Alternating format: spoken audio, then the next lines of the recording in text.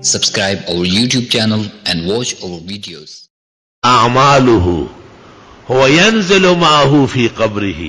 نماز، روزہ، زکوٰۃ، حج، یہ ساتھ جائیں گے، یہ ساتھ اتر رہا ہے۔ تفسیر فتح العزیز میں شاہ عبدالعزیز محدث نے لکھا ہے، سورۃ انشقاق کی تفسیر میں، کہ فجر کی نماز آئے گی خوبصورت صحت مند جوان کی شکل میں، اور اسے تسلی دے گی کہ مت گھبرائے، منکر نکیر آ رہے ہیں، میں موجود ہوں، آپ کی طرف سے سارا سوال جواب میں کروں گا۔ اتنے میں منکر نکیر داخل ہوتے ہیں، وہ اس شخص سے سوالات کرتے ہیں اور وہ جوان جواب دے رہا ہے، اور اس جوان کے جواب کے سامنے منکر نکیر دونوں سر نیچے کیے ہوئے اور جواب لکھ رہے ہیں۔ اس کے بعد وہ اجازت مانگتے ہیں اور روانہ ہوتے ہیں، اور یہ شخص بھی اس کو تسلی دیتے ہیں کہ بس ابھی بائیں طرف کھڑکی کھلے گی جنت کی، اور آپ اس کو دیکھتے رہے اور مزے لیتے رہے، قبر آپ کے لیے جنت کا باغ ہے۔ اب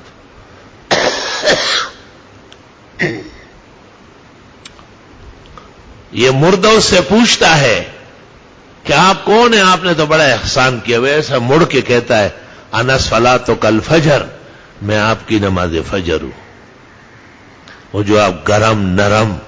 شیرین لذیذ بستر چھوڑ کر اور وضو کرتے تھے اور مسجد نکلتے تھے اور جماعت میں شریک ہوتے تھے،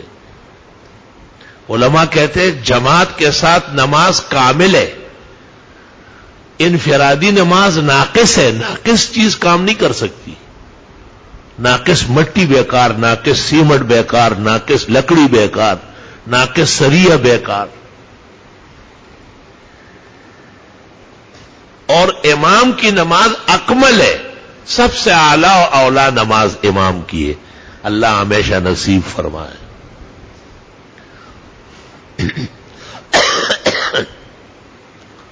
عجیب بات لکھی ہے کہ فجر جو ہے رات کے اندھیرے چھٹ کے سفید سحر کا وقت ہے، اور قبر میں بھی دنیا کے اندھیرے اب ختم ہو رہے ہو، آخرت کی خوشیوں کی وجہ سے، نعمتوں سے سفیدہ پھیل رہا ہے۔